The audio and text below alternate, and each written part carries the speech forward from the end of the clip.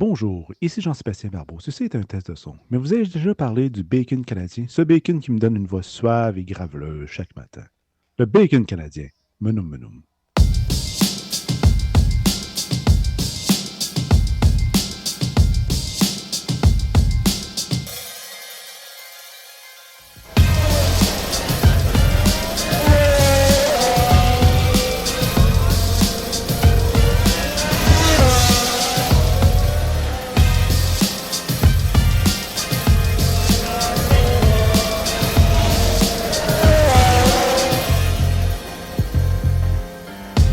Bonjour tout le monde et bienvenue à une balado-diffusion du Bulletin GP.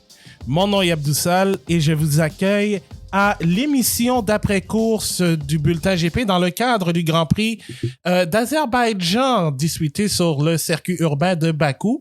Et pour revenir sur cette course, j'ai avec moi Jean-Sébastien Barbeau. Salut Jean-Sébastien. Salut Abdou. Je suis content d'être de retour. Ah ben écoute, je suis content de t'avoir allé au balado à nouveau parce que je sens que je sais pas si ça va brasser, mais on va revenir sur cette fin de course. Mais Jean-Sébastien, vas-y avec le résultat du Grand Prix. Oui, on enregistre le Grand Prix. Il est 9h, 1 heure de l'Est. Là. Le podium est en train de se dérouler. Moi, j'ai déjà fermé le téléviseur, mais Abdou, tu pourrais nous dire, je pense que toi, tu l'as encore. Là, je pense qu'il y a la cérémonie de podium qui se déroule en ce moment même. Donc, on est très, très frais. Tu as pas eu le temps de ramasser les résultats de fin de course, mais moi, je les ai sur ma feuille parce que, tu sais, j'ai toujours mon petit guide avec moi. Donc, a remporté le Grand Prix aujourd'hui, Oscar Piastri sur la McLaren. Et toute une victoire à part de ça, on en parlera. Deuxième, Charles Leclerc. Troisième, Russell qui complète le podium. Suivi ensuite de Lando Norris, Max Verstappen, Fernando Alonso, Alex Albon termine 7e. En 8e, un nouveau Colapinto. 9e, Hamilton. 10e, un revenant, Oliver Burman. Puis ensuite, on termine avec les pilotes exclus des points. Hülkenberg, Gasly, Ricciardo, Zhou, Ocon, Bottas. Et ont abandonné Stroll, Perez, Sainz et Yuki Tsunoda. Voilà. Merci beaucoup Jean-Sébastien. Tu as très bien fait ça. Donc, c'est 100 fois mieux que ce que j'ai fait dans le passé. Donc, on va y aller tout de suite, sans plus tarder, aux évaluations post-Grand Prix. Alors, Jean-Sébastien, quelle est ta performance du jour, contre-performance et moment cocasse? Performance du jour, c'est Oscar Piastri. Il a gagné le Grand Prix, tout simplement. Il aurait bien en avoir d'autres, mais je pense que c'est lui davantage qui se démarque. Oui, c'est vrai, il est parti deuxième lors du Grand Prix, mais il a quand même dépassé Leclerc au milieu du Grand Prix. Là.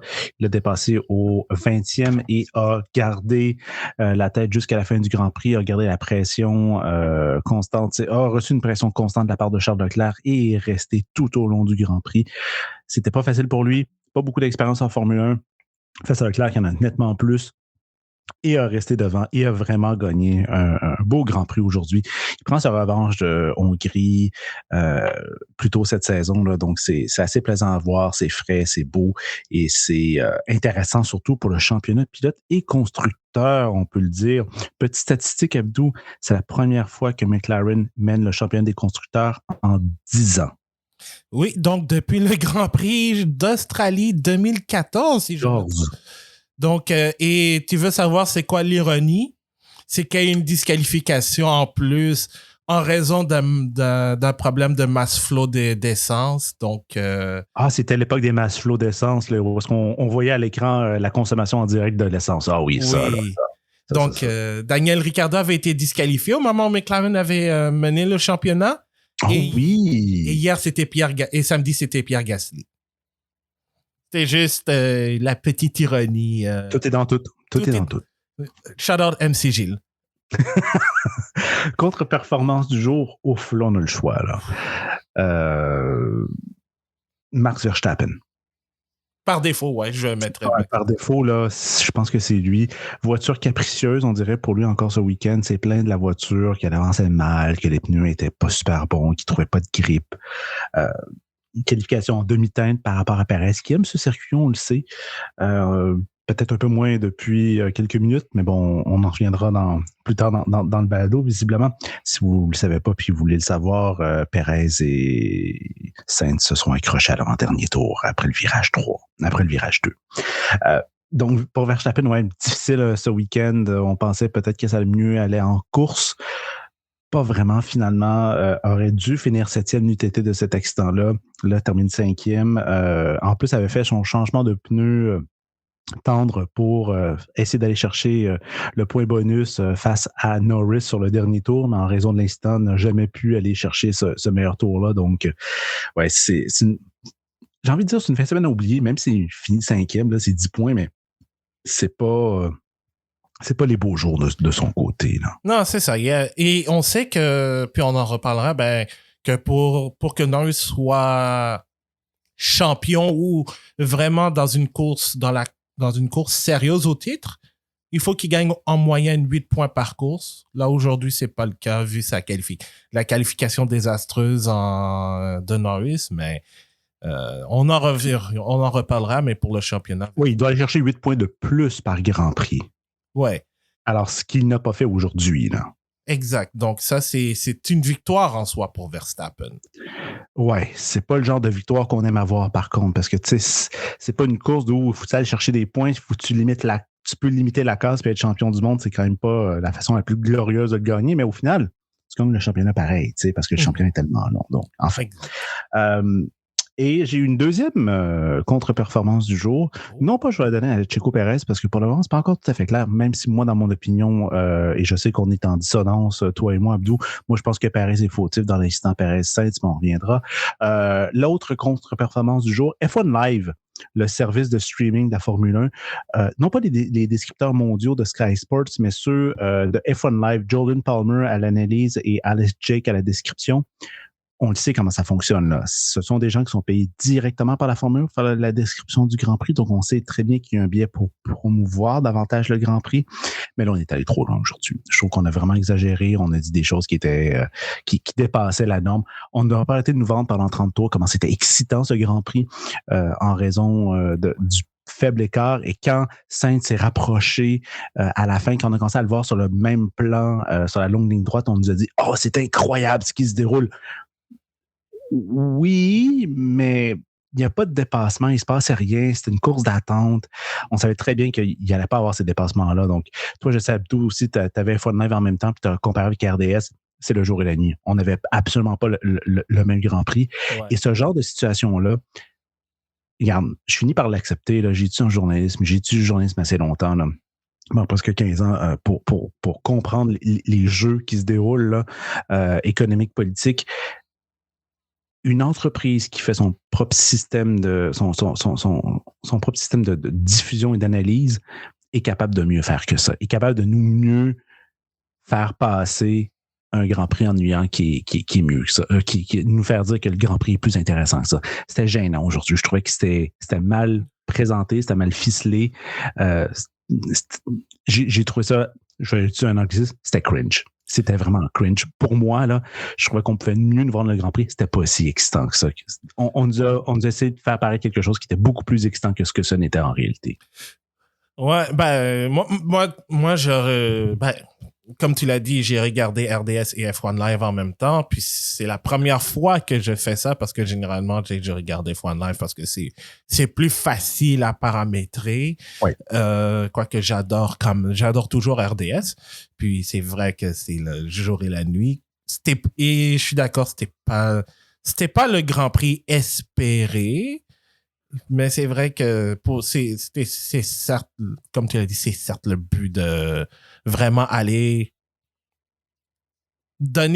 faire croire que le Grand Prix est excitant pour mettre tout le monde en haleine, quand c'était peut-être pas aussi le cas. La fin, certes, était l'accident dont on va reparler, c'était pas vraiment... C'était un point fort, mais ça n'a pas rendu le Grand Prix. C'était probablement le point fort du Grand Prix, parce que tu sais, c'est un accident, c'est toujours impressionnant à voir quand même. Puis celui-là arrive quand même sur une ligne droite, donc c'est quand même assez particulier, tu sais. Mais quand même, si t'es fan de Formule 1, puis tu t'abonnes à F1 Live, tu connais assez ça quand même, là. C'est assez pour comprendre la distinction. Puis là, tu vois très bien qu'on nous ment, là. on essaie de nous faire passer quelque chose qui n'est pas le cas. Donc, je pense qu'il risque peut-être d'avoir une conversation un peu plus longue dans les prochains jours parce que ça se pouvait pas, ça. Ce que j'ai vu aujourd'hui n'était pas à la hauteur. Les commentaires ne reflétaient absolument pas la qualité du Grand Prix qu'on avait aujourd'hui, qui était certainement pas excitant. Oh! Est-ce que ça vaut un texte sur Substack, ça? On verra au fil des Grands Prix. OK. Deal. Mais déjà, j'aime pas Jordan Palmer, donc ça aide pas les choses. Ouh, ouais, je ne répéterai pas ce que tu m'as dit en conversation. Non. Mais c'est parce que ma difficulté aujourd'hui, c'était que je devais soit regarder F1 Live, soit je devais regarder Sky Sports sans Crofty, sans Martin Brundle, surtout sans Martin Brundle, remplacé par l'exécrable Corin Shondok. Ouais. Et je tiens à rappeler que c'est ce même Corin Shondok, qui a fait en sorte, qui était en fait la source d'information pour Ferrari pour essayer de justifier, en fait, pour essayer de ne pas justifier la pénalité à Sébastien Vettel au Grand Prix du Canada 2019. Aïe. OK. C'est bon, ça. Rapidement, parce que je sais le temps file, mon anecdote du jour, c'est le faux grid walk, enfin, le grid walk qu'il y a eu sur Sky Sports entre Ted Kravitz et Jacques Villeneuve. Et là, Ted essaie de faire la question émotion en disant « Est-ce que tu aimes le numéro d'Olivier Berman? » C'est 12. C'est le numéro que Jacques a... Non, c'est le 27, excuse-moi. Non, enfin, on ne dit pas le numéro 27 qui est Hülkenberg, right? Ouais. Je me mêlais un petit peu ce matin. Là. Donc, on nous pointe le numéro 27, puis là, Ted est à côté de Jacques, puis il demande « Qu'est-ce que tu penses du 27? » C'est beau numéro, tu sais, on est d'accord. Puis il demande « Qu'est-ce que tu en penses? » Et tout. Je préférais quand même le 12. Puis il essaie d'expliquer, puis il essaie d'aller chercher une émotion auprès de lui, auprès de Villeneuve, tu sais, sur la relation avec son père. Puis ça n'a pas vraiment marché parce que Villeneuve, il y a no bullshit là-dessus. Oh, je l'ai pas manqué, mais qu'est-ce qu'il a dit là-dessus? Ah, je pense qu'il m'avait dit, mais répète juste pour... Oui, en fait, non, c'était plutôt le 12 parce que Berman, c'est ça son numéro, hein. Et on lui demande qu'est-ce que tu penses de ce numéro. Je suis vraiment mêlé, là. Je me suis réveillé dans les vapes en regardant ça. C'est la première chose que j'ai vue ce matin, là. Et, oui, donc c'est le numéro de Berman, c'est le 27. Puis il demande s'il aurait aimé piloter avec ce numéro. Puis il répond oui, mais qu'il aurait conduit avec le 12 comme en IndyCar parce que ce numéro-là a porté plus de chance à lui et à son père. Oh, OK. Ouais, c'est vrai que Gilles avait gagné le Grand Prix du Canada de 78 avec le numéro 12. Exact. Donc, en essayant d'aller chercher un moment un peu émotionnel, il l'a vite ramené sur terre parce qu'on sait très bien que Villeneuve est no bullshit là-dessus. Tout le week-end, d'ailleurs, sur Sky Sports, Villeneuve était assez intéressant de ce que moi j'ai pu voir. Toi, je sais que tu en as davantage vu aussi, et notre ami Pierre Maillot aussi en a vu davantage aussi là, avec son abonnement à TSN et a beaucoup apprécié les interventions de Villeneuve sur Sky Sports, malgré le fait que les internautes le dénoncent. Là, mais nous aussi, on est quand même pro Villeneuve sur ses commentaires de façon générale. Voilà pour ça. Et juste pour te dire, je sais pas si j'attends le document officiel de la Formule 1, mais apparemment, Max Verstappen serait, et je dis bien serait, sous enquête pour une infraction liée à la voiture de sécurité. Il aurait été trop vite dans un secteur, je suppose? C'est ça, ok. Bon, je viens de trouver ça parce que je suis sur Twitter en ce moment. Et, attends, il y aurait, lui, 5 autres pilotes et McLaren. Ouh, quand ça fait du monde, là. Ouais. En fait, non. Je vais pas dire, je retire McLaren parce que je la prends live en même temps, donc vous m'excuserez. S'il y a 5 personnes qui sont sous surveillance, la norme, c'est qu'il n'y aura pas de pénalité qui sera donnée. Ouais. Parce que là, je vais vous dire, et je viens de trouver ça sur Race Fans. Donc, les pilotes en question, Max Verstappen, Nico Hülkenberg, Pierre Gasly et Esteban Ocon seraient au pluriel sous enquête pour une possible infraction dans l'avant-dernier tour lors de la voiture de sécurité virtuelle. Et McLaren est sous enquête pour une infraction à la ligne d'appui non spécifiée. Donc, Soit, ça serait le fun qu'on nous l'indique davantage, qu'on nous indique un petit peu plus ce que ça veut dire, une infraction non définie. C'est quand même assez flou quand même. Ouais, ben c'est ça. C'est que évidemment, Vice Fans va publier l'article, mettre à jour l'article, devrais-je dire, mais je regarde parce que je suis en train de voir s'il y a du nouveau concernant les documents de la FIA, mais j'ai rien encore. Ouais, sur le compte Twitter FIA Formula One Document Bots, il n'y a toujours rien de sorti là-dessus. Je suis là-dessus aussi, là, puis on fait juste nous dire que on a le classement provisoire, donc on va attendre. On va attendre tout au long du balado s'il y a d'autres informations qui sortent. Ouais, de toute façon, j'ai une notification qui me dit quand c'est publié. Bref, on va parler d'Oscar Piastri. Sa deuxième victoire, cette fois-ci sans histoire de consigne d'équipe, mais une très belle course de sa part, Jean-Sébastien. Il aura quand même mené une très bonne partie de la course. Il s'est bien défendu contre Charles Leclerc. Alors, vraiment très impressionnant de la part du jeune Australien. Ouais, c'est quand même assez clean. C'était propre aujourd'hui. Là. J'ai peu de notes sur lui. C'est ça qui est assez paradoxal parce qu'on l'a vu tout au long du Grand Prix quand même défendre face à Leclerc. La vitesse en ligne droite a fait toute la différence pendant tout le Grand Prix. C'est pour ça qu'il a pu dépasser Leclerc. C'est pour ça aussi qu'il a pu défendre sa position face à Leclerc, même quand Leclerc avait le DRS et même quand Leclerc avait une meilleure sortie de virage au dernier vrai virage, là, parce que celui qui suit sur la ligne droite compte pas vraiment, à mon avis, là, même s'il compte. Donc, le dernier virage où il y a du freinage, c'est là où Leclerc, à quelques occasions, a pu combler un peu plus l'écart pour essayer de se rapprocher, mais même à 5 dixièmes, n'arrivait pas à se rapprocher. Il manquait peut-être 200 mètres de plus pour aller faire le dépassement, là. Donc, là-dessus, Piastri a bien suggéré, surtout bien suggéré ses pneus, parce que comme tu rouvres la piste, c'est toi qui prends un peu plus cher, souvent sur les pneus.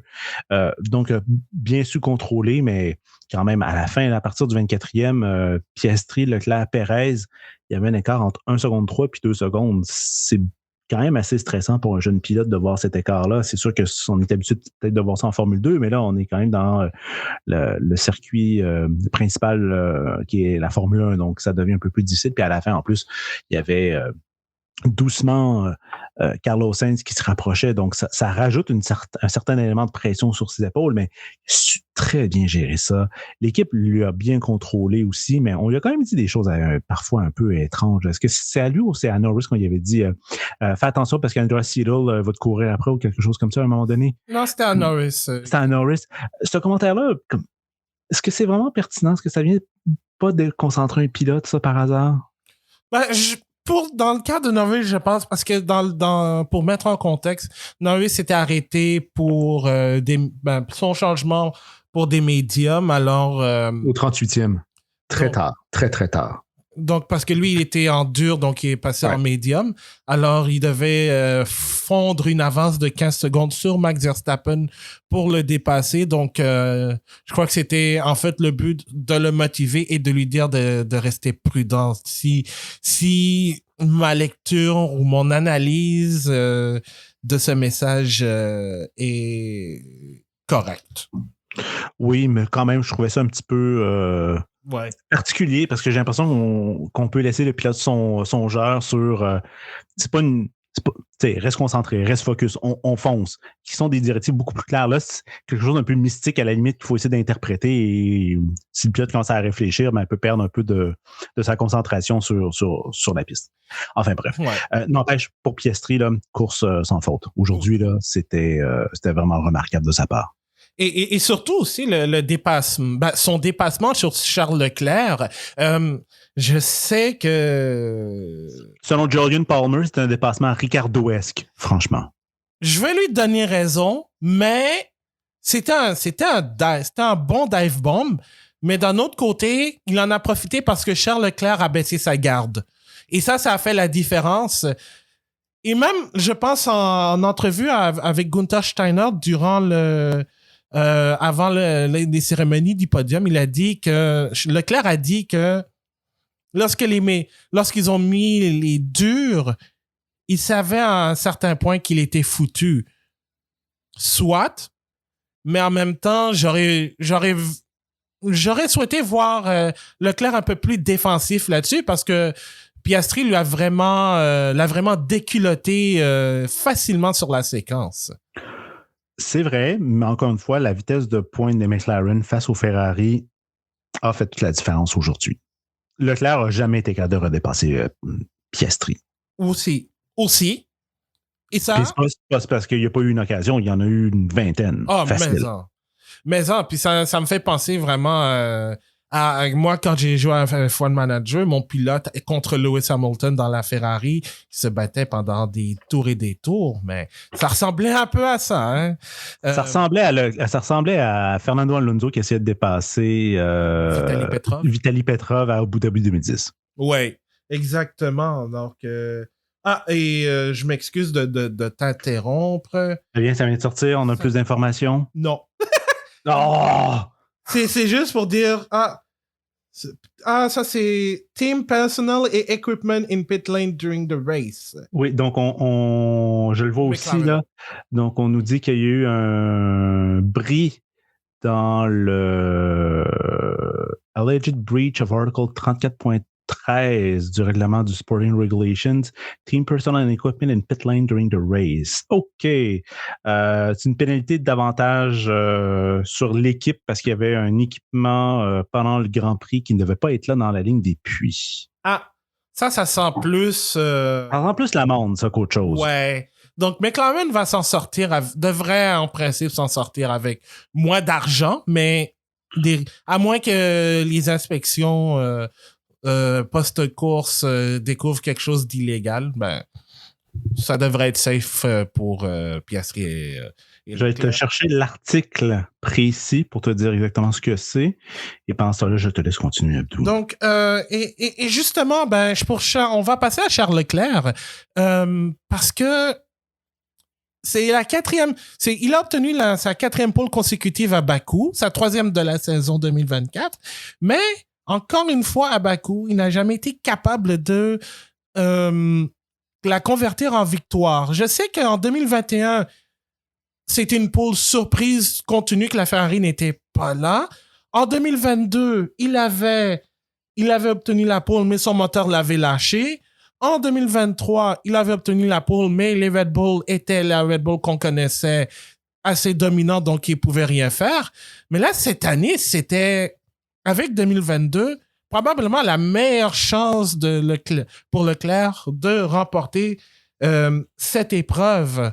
Alors, là-dessus, oui, comme on l'a dit, il s'est fait prendre les mains dans le sac par Piastri, mais aussi, et je reviens à ce qu'il a dit avec Gunther Steiner après la course, les durs...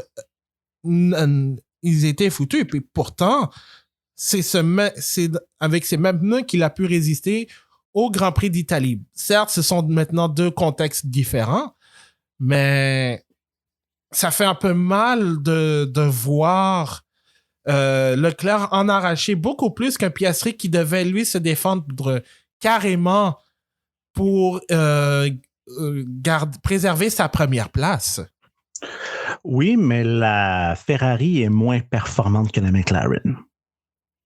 À partir de là, difficile de faire mieux que McLaren là-dessus, même si c'est un circuit qui reste rapide. C'est ça qui est paradoxal quand même, parce que c'est un circuit qui est dans des configurations plutôt similaires à Monza, donc ça serait attendu un petit peu à bis repetita encore une fois, où Leclerc aurait pu remporter le Grand Prix, mais il manquait quelque chose. Le deuxième secteur peut-être est un petit peu plus pénalisant, ou en plus faible vitesse, ne peut pas aller chercher nécessairement tout, ou en très, très grande vitesse, il y a comme une espèce d'entre-deux, là, où il y a un sweet spot, si je peux dire, où la Ferrari est optimale, là, dans des circuits très rapides, mais pas à la fine pointe de la vitesse qu'on peut atteindre en Formule 1, comme par exemple peut l'être Bakou aujourd'hui, où la ligne droite permet vraiment d'aller chercher toute la vitesse possible, là. Donc, il y a juste une petite différence ici sur quoi ça s'est joué, là. Puis quand on regarde l'écart au final, là, ça joue à quelques dixièmes de seconde arrêté en course, là. Donc, ça joue vraiment à pas grand-chose, en fait, là. Et d'ailleurs... On dirait aussi, excuse-moi, on dirait que McLaren a mieux su utiliser les pneus que Ferrari quand même. Je pense qu'il y a ça aussi qui compte. Exactement. Et c'est là où... c'est exactement là où je m'amenais, pardon. Leclerc, les pneus de Charles Leclerc étaient plus usés à la fin. Ouais. Et ce qui est surprenant aussi, c'est que Carlos Sainz, qui était celui qui s'est arrêté le plus tard, a été en mesure de rattraper le trio de tête avec Sergio Perez. Donc là-dessus, Leclerc... Le pneu dur aussi était meilleur chez McLaren. Oui. Exact. Intéressant, ça. Le pneu le plus lent était sans doute celui qui était le plus performant pendant la fin de semaine. Et ce qui est ironique aussi, ce que j'ai constaté, c'est qu'au cours de la saison, les médiums ont été les pneus de prédilection chez McLaren. On l'a vu dans des situations à Montréal, à Silverstone, entre autres. Mais tu sais, un pneu médium, ça peut être le C2, C3, C4. Alors que dans ce cas-ci, le médium, c'est un C4 et le dur, c'est un C5 quand même. Là. Donc, on est dans les composantes les plus dures de la saison. Mm-hmm. Donc, là-dessus, McLaren a mieux géré les pneus que Ferrari là-dessus. Ouais. Donc, c'est ça qui a été ça. C'est juste dommage pour Leclerc que ça ne se convertit pas en victoire, mais si on veut regarder dans un aspect un peu plus positif, c'est quand même relativement une bonne performance pour Ferrari. Ça aurait pu être mieux, mais au moins c'est un podium. Oui, c'est ça. On peut dire ça. On peut dire ça. Ça aurait même pu être un double podium, mais là, on va entrer dans le vif du sujet. Et juste avant, j'ai la traduction de l'article 34.13 du règlement sportif de la FIA. C'est une traduction, j'ai juste de le passer en Google Translate. Je ne veux juste pas vous le lire en anglais. Là. Ouais. Alors, l'infraction sur laquelle est suspecté McLaren actuellement. Le personnel de l'équipe n'est autorisé à entrer dans la voie des stands qu'immédiatement avant de devoir travailler sur une voiture et doit se retirer dès que le travail est terminé. Tout le personnel de l'équipe effectuant des travaux sur une voiture dans la voie des stands lorsque la voiture est en position d'arrêt au stand dans le but de régler ou de remplacer des composants ou de purger une pénalité pendant la séance de qualification, la séance de qualification sprint, la séance sprint ou pendant un arrêt au stand de course doit porter des casques qui répondent ou dépassent les normes exigeantes de la norme, etc., etc., etc., etc. Le port d'une protection oculaire appropriée est obligatoire. Donc, visiblement, il y a quelqu'un qui n'a pas mis son casque. Ouais. Ça sent la pénalité financière. Ouais, donc ça va être un peu plus d'argent pour la FIA au banquet de fin de saison au Rwanda. Voilà. Donc, mais si on s'attend possiblement à une pénalité sportive, faudrait regarder vers le moment de ce Grand Prix, en fait, l'accident entre Sergio Perez et Carlos Sainz. Les deux, d'ailleurs, sont sous enquête pour cet incident. Et personnellement, j'ai d'ailleurs, pendant que tu parlais, Jean-Sébastien, il y a ton bon ami Jolyon qui analysait l'incident. Je ne l'ai pas écouté parce que j'ai mes écouteurs, puis c'est un peu le son est un peu bas, mais j'ai revu l'accident. On va mettre en contexte. On est dans l'avant-dernier tour. Perez tente un dépassement sur Charles Leclerc et Leclerc se défend bien, mais ça permet à Sainz de revenir. Il a le DRS et là, boum, après le virage 2 sur la longue ligne droite, les deux s'accrochent et tapent le mur. Et sérieux, j'ai cru qu'un des deux allait se faire mal parce que l'impact était assez violent à première vue. Ouais, du moment qu'on touche et qu'on s'en va vers le mur à gauche à plus de 200 km/h, c'est sûr que ça peut faire mal quand même, là, physiquement. En plus, la Ferrari a un peu levé quand même, parce que la Red Bull a un petit peu soulevé la Ferrari en quelque sorte, puis de façon aussi avec les pièces qui se ramassent, la voiture doit lever un peu, elle est tellement au bas du sol. Personnellement, c'est bien personnel, je pense que Checo Pérez est fautif là-dessus. Mm-hmm. Pneu arrière sur pneu avant, c'est le pilote qui est en arrière. C'est un peu comme Stroll avec Yuki Tsunoda au début du Grand Prix, là. c'est Stroll qui est fautif. Pneu avant gauche sur pneu arrière droit dans un virage où ça tourne à droite, c'est parce qu'il essaie de le dépasser à l'intérieur, puis il n'y a pas assez de place, puis il rentre directement dans le pilote. Donc, c'est pas Yuki qui laisse pas assez de place, c'est Stroll qui essaie de se faire de la place, puis il n'y en a pas. Dans ce cas-ci, oui, il pourrait sans doute les deux pilotes espagnols, latinos pourraient dire « Ah, c'est le soleil qui nous a aveuglés ». Dans le cas de Sainz, oui, sans doute, mais en même temps, l'action se déroule derrière lui, donc c'est pas vraiment sa faute. Dans le cas de Perez, il peut dire que c'est le soleil, soit parce qu'on est quand même beaucoup plus tard en journée, donc le soleil commence tranquillement à baisser et on va en direction ouest, mais il sait où se trouve la voiture, donc il la repart en quelque sorte. Ouais. Moi, je tends plus vers l'incident de course. Je dirais même que les deux ont leur responsabilité partagée, en fait. Parce que je regarde justement, parce que j'ai trouvé la vidéo sur Twitter, la caméra embarquée de Perez. Et oui, je vois Sainz se décaler vers la gauche, mais d'un autre côté, je pense qu'il aurait dû voir que Perez était proche, très proche même, mais Perez ne s'est pas aidé non plus en essayant d'éviter tout ça, parce que de toute façon, il aurait eu l'avantage, il y avait le DRS, alors moi je pense que ça va être une décision partagée. Je serais pas surpris et honnêtement, si un des deux était pénalisé, ça me surprendrait pas non plus. Mais je pense que mon verdict initial et mon impression que j'ai eue, c'est que c'est une décision partagée. Je vois que les deux sont responsables. Certes, peut-être l'effet du soleil pourrait avoir un impact. J'ai hâte de lire le document lorsque ce sera sorti et la décision qui va revenir avec. Mais en même temps, les pilotes ont les visières justement dans ces situations. Je sais pas à quel point ça va jouer là-dessus, sur la décision, sur le raisonnement aussi. Mais je pense que c'est une décision partagée.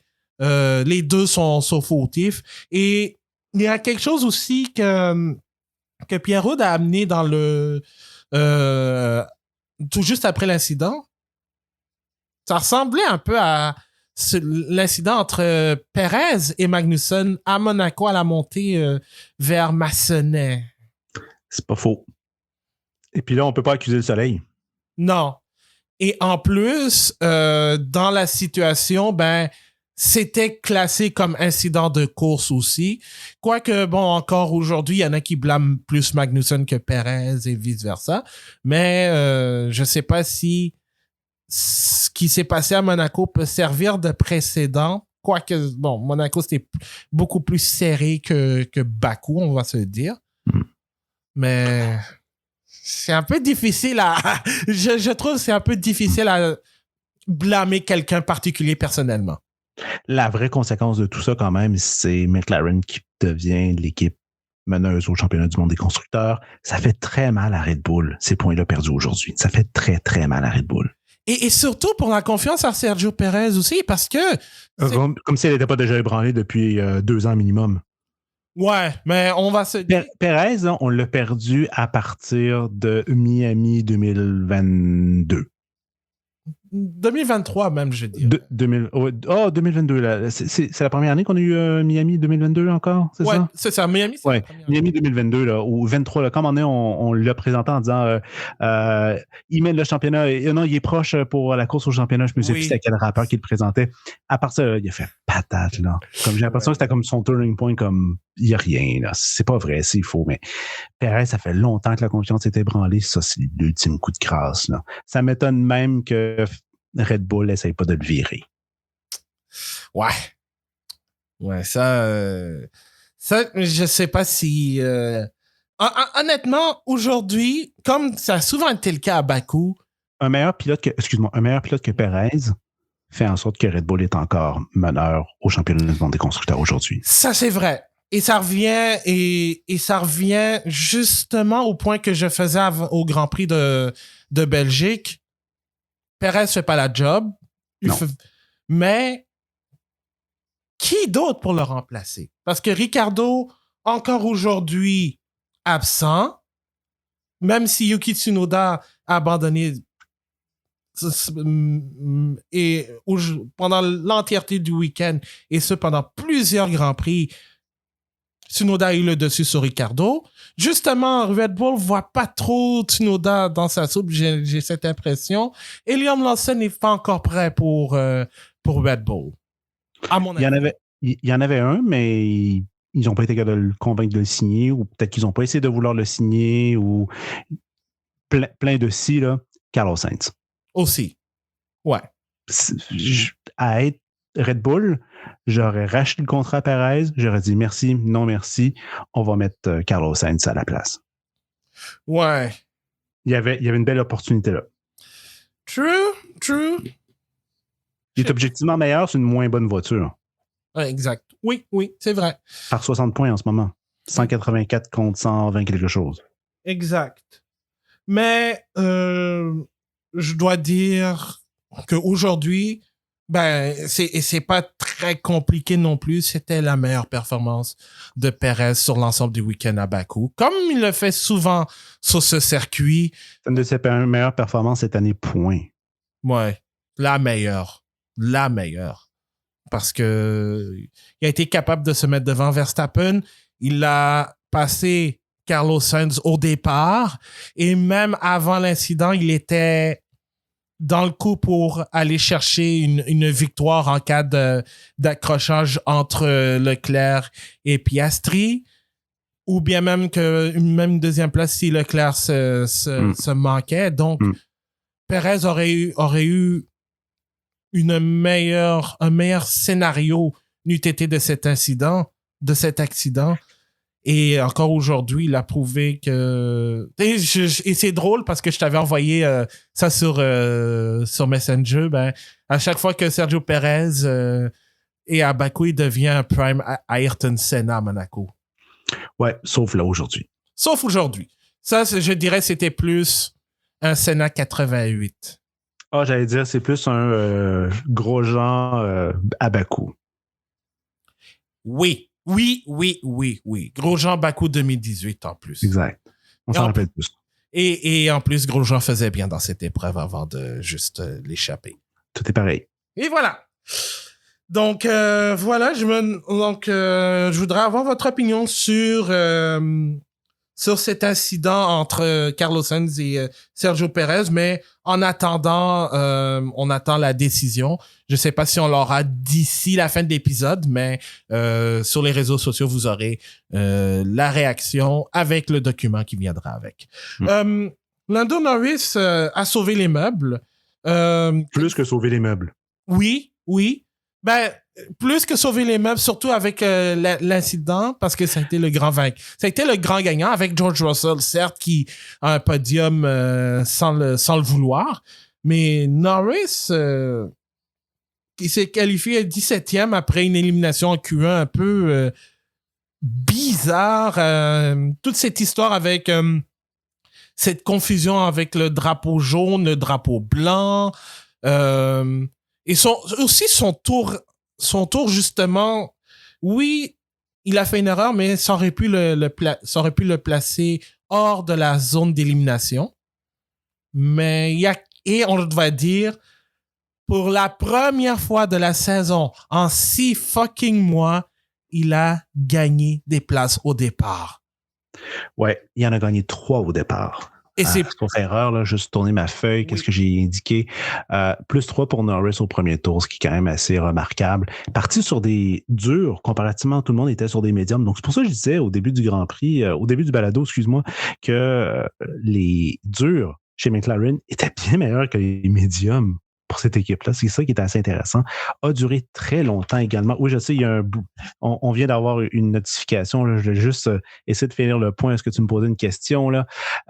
On a vu une bonne performance de la part de Norris au départ. A duré assez longtemps. C'est arrêté au 38e tour. On fait durer les durs pendant 38 tours.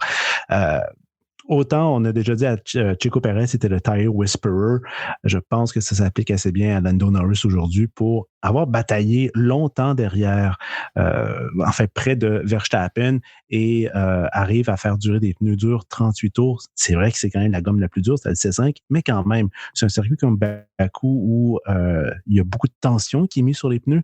C'est quand même assez remarquable. Arrive à bien finir, va chercher le point pour le meilleur tour en course et a su profiter de l'abandon, même si officiellement ça change peu de choses au championnat du monde des pilotes parce que 4e puis une 5e place, l'écart de points est sensiblement le même, mais ça donne plus de points pour le championnat du monde des constructeurs, donc permet de pouvoir grandir l'écart aux constructeurs. Donc, c'est une course qui est assez intéressante. Et je vais terminer là-dessus sur McLaren et sur Norris. Andreas Seidel qui avait dit plus tôt cette semaine, on va maintenant privilégier Lando Norris pour le championnat du monde des pilotes. Là, il y a Oscar Piastri qui vient de gagner.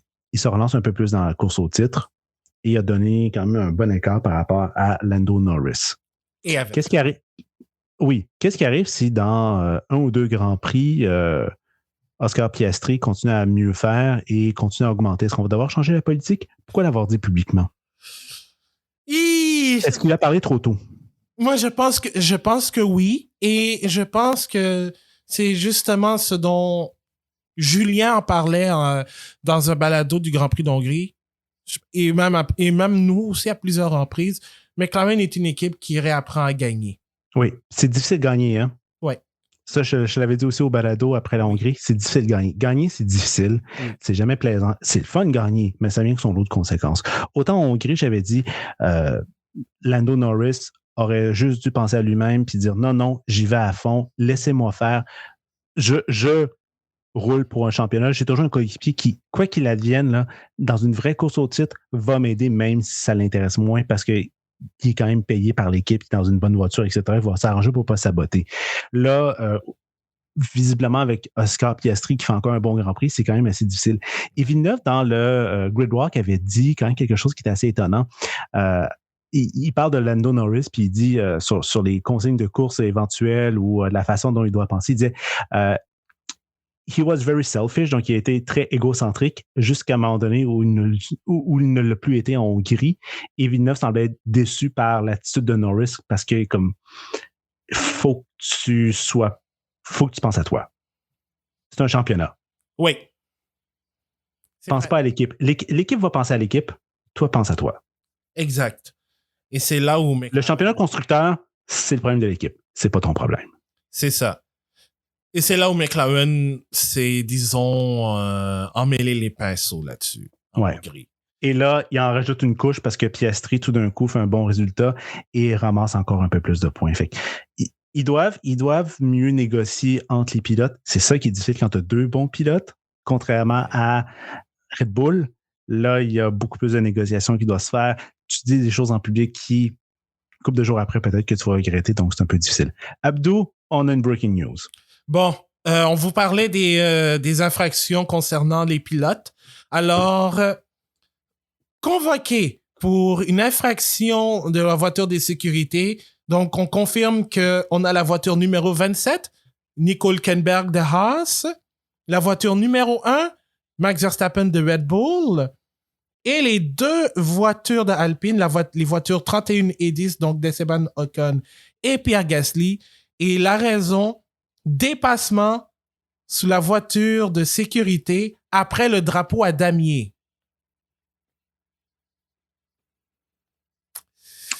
Parce que la voiture de sécurité est encore active à ce moment-là, donc on ne peut pas vraiment dépasser. Donc, ça reste des conditions quand même assez exceptionnelles parce que c'est rare que tu as une voiture de sécurité virtuelle après la fin du Grand Prix. Oh, je ne sais pas si ça va changer quelque chose. À 5 voitures? À 5 voitures? C'est le tiers des voitures restant pendant le Grand Prix. Il n'y aura peut-être rien. C'est peut-être plus un avertissement qu'on va donner parce que s'il y en a un, à la limite, tu peux donner une pénalité.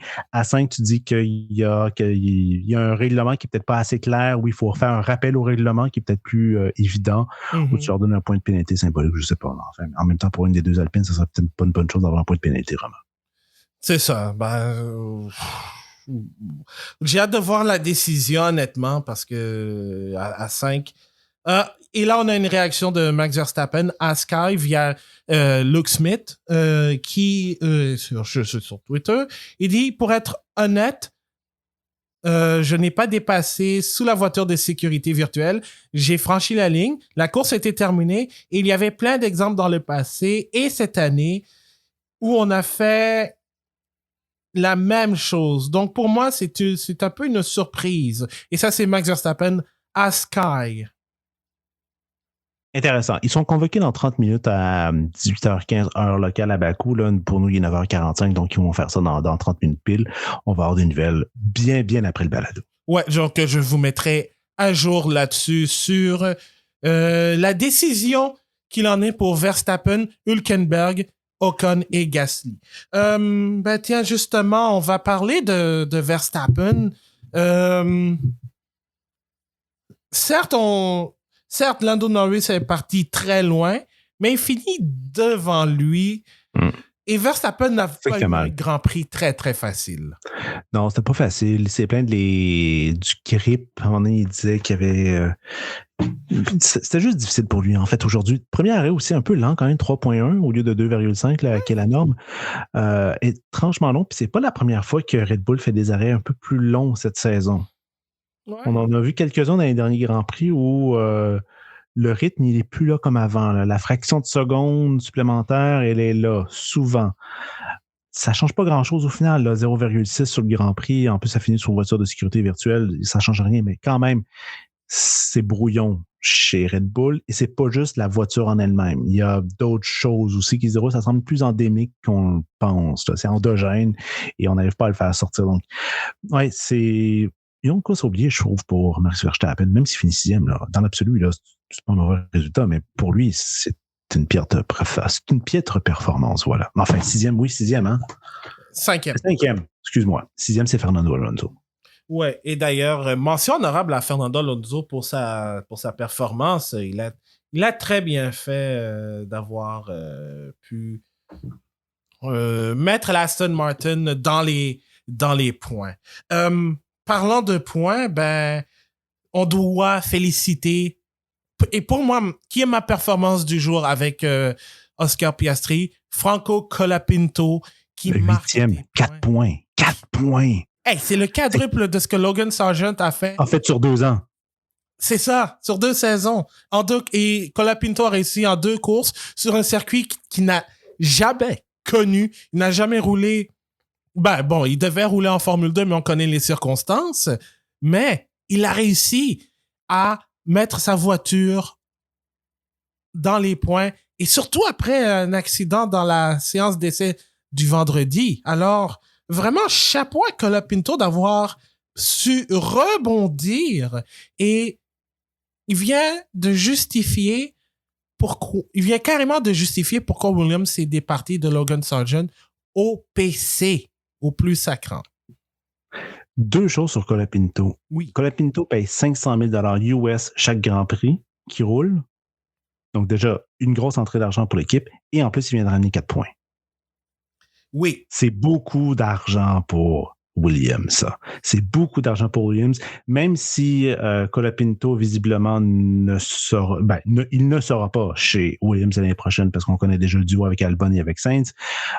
Colapinto, là, il tente de se faire un nom et peut-être se met dans la course pour le 2e siège chez Audi / Sauber / Kicks / whatever, là. Donc, ils ont peut-être des chances par rapport à Bottas et à Zhou pour ce 2e siège, parce que ça, en plus, il peut être payant encore. Je pense pas que Sauber va dire non face à cette idée-là. Donc, c'était quand même assez intéressant. Williams se relance dans la course aujourd'hui. Maintenant, ils sont rendus 8e au championnat du monde des constructeurs. 3 points devant Alpine, 16 contre 13. Ils sont à 13 points de Haas. C'est peut-être un peu loin, là, mais si Colapinto fait des résultats comme ceux-là, c'est possible de tirer également Albon vers le haut et de faire de meilleures performances aussi. Donc, c'est pas impossible, en fait. C'est franchement pas impossible. Oui.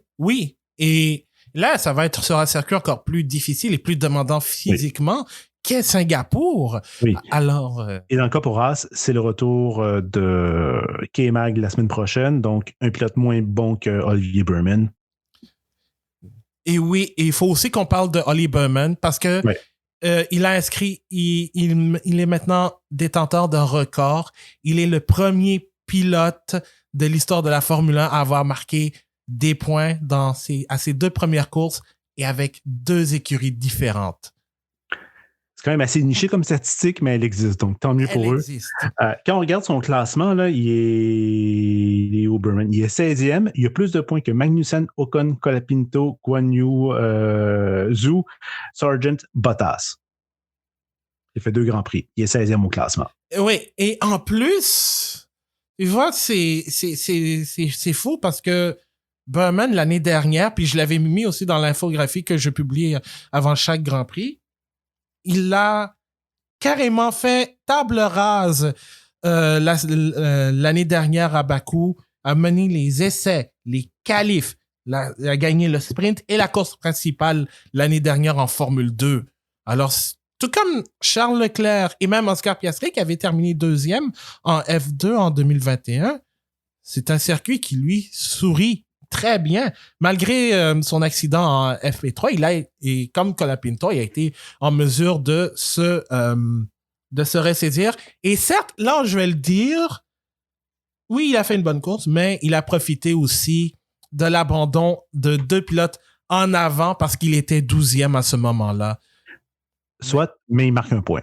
Exact. Alors que Sainz et Perez, tous 2 en marquent 0. Voilà, donc la même chose que j'avais dit avec Logan Sargent au Grand Prix des États-Unis l'année dernière.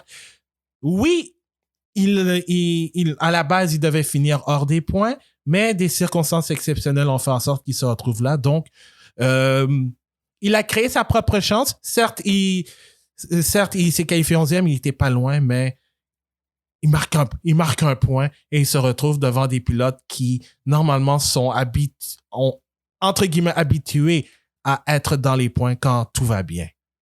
Tant mieux pour Berman, ça va être... c'est une bonne... je recommence mon idée. C'est une bonne acquisition pour Haas pour l'année prochaine. Oui. Et avec un Esteban Ocon qui aussi, je sais que c'est pas un pilote hyper populaire, mais c'est un pilote qui fait le travail, qui peut être très constant. Alors, sauf aujourd'hui, c'était assez difficile. Ouais, aujourd'hui, l'entièreté du week-end. L'Alpine était très mauvaise aujourd'hui. Oui, l'entièreté du week-end. Ouais, on rappelle qu'on a fini 15e. Oui. Et Gasly a fini 12e, tout en étant disqualifié.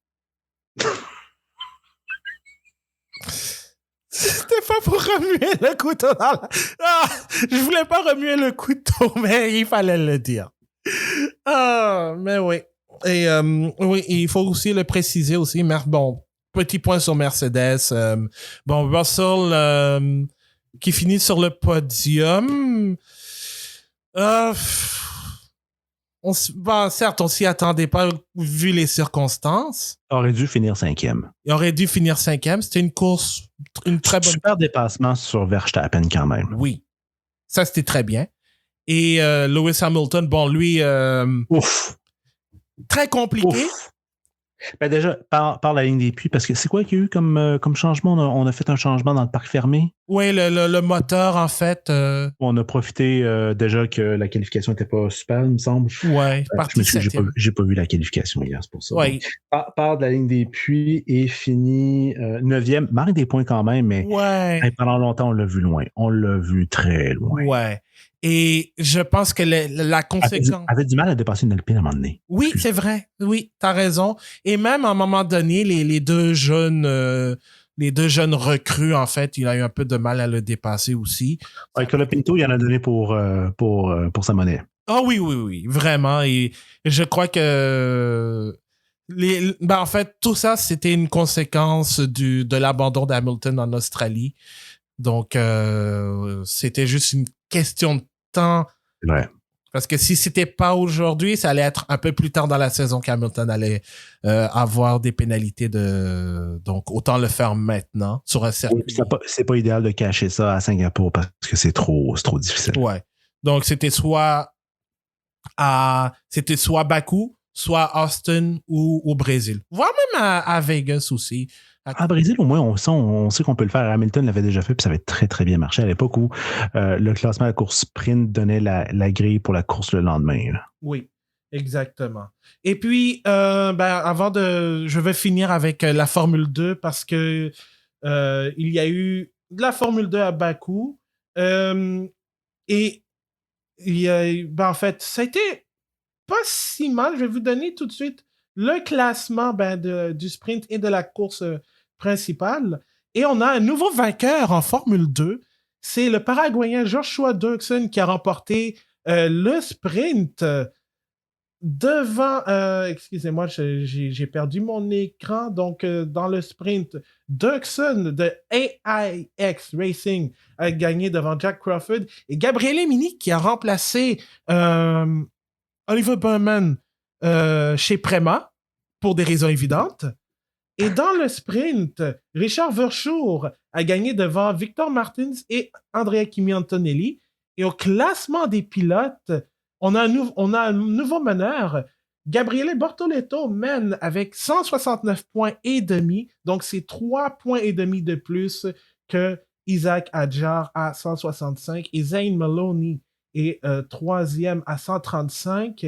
Il reste 2 épreuves, celle du Qatar et d'Abu Dhabi fin novembre, début décembre. Mais ce qui a surtout retenu l'attention dans dans ce week-end de Formule 2, c'est ce violent accident au départ qui a impliqué Kushmaini, Pepe Marti, et je me souviens plus, il y avait un autre pilote aussi qui avait été impliqué. Mais dans tout ça, en gros, Maini a calé au départ et 2 pilotes, dont Marty, l'ont tapé violemment en essayant de l'éviter et Marty s'est retrouvé la voiture en dessous. Heureusement, personne n'a été blessé, mais c'est Maini qui a calé, mais qui a été jugé coupable de cette collision, en fait, car il n'a pas très bien géré la procédure de départ, les réglages de départ. Donc, il a été disqualifié de la course principale. Et en plus,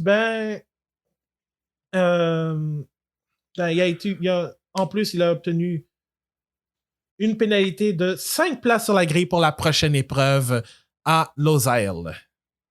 C'est quand même intense comme pénalité. Ouais. À première vue, tu penses que c'est injuste. Tu vois, c'est pas juste de blâmer quelqu'un parce que on aurait tout de suite pensé que c'était un problème mécanique, ce qui est logique, mais quand on lit le document de la FIA à ce propos, Maini a juste mal réglé la procédure, a juste pas très bien exécuté la procédure de départ. On s'en est parlé avant le début du balado. Il devrait y avoir un système automatique de drapeau rouge du moment qu'une voiture cale. On est capable d'identifier si une voiture vole le départ. On devrait avoir un système automatiquement aussi qui indique si la voiture est encore là après, je sais pas, quelques dixièmes de seconde, 3 dixièmes de seconde, 4, peut-être 5 ou 6 dixièmes de seconde. C'est un truc assez rapide là, qui permet de pouvoir identifier. Et là, tout de suite, on a un drapeau rouge qui est automatiquement lancé par le système pour dire on arrête. Il y a peut-être des voitures qui peuvent ralentir et éviter justement cette voiture-là qui a calé au départ. Ouais. Et Parce que la première voiture que tu as tapé dedans, là, le départ, ça fait déjà 2 voire 3 secondes que c'est déjà déroulé. Là. Alors que si on lance déjà le drapeau rouge, ça apparaît tout de suite sur le volant et puis on peut déjà ralentir et éviter la voiture. Ouais, oui. C'est pas difficile à mettre en place, je pense, ce genre de système. Ou bien aussi, et je le disais aussi, parce qu'en Formule 1, on a eu dans le passé des pilotes qui levaient le... Ouais, mais encore une fois, après, c'est le starter qui va appuyer pour annuler la séquence de départ. Ça prend un peu de temps. Faut que tu vois la voiture, tu as beaucoup de voitures à surveiller. Faut que tu surveilles aussi l'élimination des feux. Ça reste assez compliqué. Là, on pourrait avoir un système automatique qui, après, on sait, un pilote de Formule 1 prend à peu près 3 dixièmes de seconde pour décoller. Au plus tard. Donc, on pourrait mettre un système après, je sais pas, disons 7 dixièmes de seconde. Si la voiture est toujours en place, drapeau rouge, ça apparaît sur le volant, on ralentit, puis on peut essayer d'éviter un accident comme celui-là parce que c'est terrible pour 2 raisons. 1, danger de mort, évidemment, ou de blessure très grave. 2, ça coûte cher réparer tout ça. Là. Oui. Et surtout pour la Formule 2, ça coûte très, très cher. Ouais. Et déjà, on a eu, et effectivement, tu l'as dit, ça coûte cher. Et puis, en Formule 2, t'as besoin d'argent. Donc, c'est pas pour rien qu'il y a des équipes qui ont besoin de commanditaires, de sponsors. C'est des voitures qui sont en arrière, là. Donc, c'est pas les meilleures. C'est pas une Art ou en avant, là. Ou une Prema. Une Prema, c'est les dernières voitures en arrière. Donc, eux, là, c'est difficile. Ouais. Exactement. Donc, je vais tout de suite vous donner le classement des pilotes après l'épreuve d'Azerbaïdjan, qui est provisoire parce qu'évidemment, les commissaires vont travailler en temps supplémentaire aujourd'hui. Max Verstappen continue de mener le championnat avec 313 points. Lando Norris est deuxième avec 254 points. Charles Leclerc est troisième avec 235 points. Oscar Piastri se rapproche de Leclerc et de Norris avec 222 points. Carlos Sainz, cinquième avec 184 points. Lewis Hamilton, sixième avec 166 points. Et on a égalité entre George Russell et Sergio Perez à 143, mais évidemment, Russell est devant grâce à la victoire en Autriche. 9e et 10e, Fernando Alonso et Lance Stroll. Alors qu'au classement des constructeurs, mesdames et messieurs, comme Jean-Sébastien l'a dit, pour la première fois depuis 2014, McLaren mène le championnat des pilotes et c'est pas une petite avance, c'est quand même 20 points. 20 points. 476 contre 456. Et Ferrari est aussi dans le coup avec 425 points. Donc, on pourrait avoir une bataille à 3 d'ici Abu Dhabi. Mercedes est quatrième avec 309 points. Ensuite, on a Aston Martin, 82. V-Carb, RB, whatever, 34. Haas est septième avec 29 points. Williams est monté devant Alpine avec Albon et Colapinto dans les points. Donc, c'est 16 contre 13. Et Sauber n'a toujours pas de points aujourd'hui. Veux-tu une dernière statistique? Ça vient de l'ami Sean Kelly sur Twitter, donc le meilleur statisticien de Formule 1, je pense, qu'il existe. Oui. Il nous dit « Nous n'avons pas eu 4 équipes remportant plusieurs courses depuis 1990. Nous n'avons pas eu 4 équipes remportant au moins 3 courses chacune depuis 1977. » Wow! Hey, c'est une bonne stat, ça! C'est une bonne stat, mais il faut quand même mettre en perspective, il y a 24 Grands Prix cette année. C'est vrai. Normalement, là, on aurait fini le championnat. Parce que ça fait quoi, 16 Grands Prix, je pense? Ouais, 16-17 à peu près. 16-17, on est déjà dans le bar range assez élevé par rapport à 1990. Là, on était autour de 14 à 15. En 77, on était peut-être autour de 12-13. Là. Ouais. Donc, on aurait un championnat qui est quand même terminé. Puis, il reste encore quasiment le tiers du championnat. Exact. Et puis, je sais pas pourquoi, mais je viens de tomber sur cet article très rapidement. Je sais pas à quel point c'est vrai. Mais apparemment, Franco Colapinto est passé proche de déclarer forfait pour le Grand Prix d'Azerbaïdjan. Bon? Oui, je viens de tomber sur cet article. Pourquoi? Malade? S'est fait mal après son accident, je crois. Ah oui, vendredi, ça tapait dur, hein? Ouais. Donc, en fait, non. C'est pas... Non, en fait, c'est pas avant. Il s'est coupé l'oreille en faisant des exercices pour le coup avant la FP1. Ouch! Ouais. Et le caoutchouc s'est détaché, ça lui a frappé, il est devenu sourd, ça a commencé à saigner. Donc, c'est ça. Puis, il faut pas... Ça fait mal. Bon, on lui souhaite pour un rétablissement et puis il va avoir un rétablissement heureux en ayant marqué 4 points en Formule 1 aujourd'hui. Ouais, il va pouvoir célébrer ça. Alors, c'est ce qui va compléter cet épisode du Bulletin GP dans l'après-course. Évidemment, on vous mettra à jour sur les réseaux sociaux de ce qu'il en est sur la décision concernant l'incident Sainz-Perez, mais aussi les infractions de voitures de sécurité virtuelle, dont Max Verstappen est sous enquête, entre autres. Donc, on est sur Facebook, Twitter, @lebulletingp. Je suis en train de finaliser un texte, puis je suis sérieux là-dessus, parce que là, j'ai des problèmes avec mon clavier, donc je suis encore surpris que je suis réussi à installer. Mais c'est un texte plutôt personnel, pas sur l'actualité. Et c'est sur Substack, lebulletingp.substack.com. Et on a aussi, et puis je suis en train de finaliser aussi le texte sur l'IndyCar et Mexico. Et d'ailleurs, le prochain épisode ne sera pas un épisode hebdomadaire, mais bien l'après-course du Grand Prix de Singapour, qui sera la semaine prochaine. Donc, n'oubliez pas aussi de vous joindre au groupe Facebook La Monoplace, où vous pouvez parler de tout et de rien sur la Formule 1. Alors, et sans oublier aussi que tous les épisodes du Bulletin GP sont disponibles sur vos plateformes de podcast préférées. Jean-Sébastien, merci beaucoup d'avoir été là. C'est un plaisir. Alors, ça fait du bien. Il est 10h, on pourra profiter du reste de la journée. Tout à fait. Bon dimanche à tout le monde. Allez, salut tout le monde, bon dimanche et prenez soin de vous.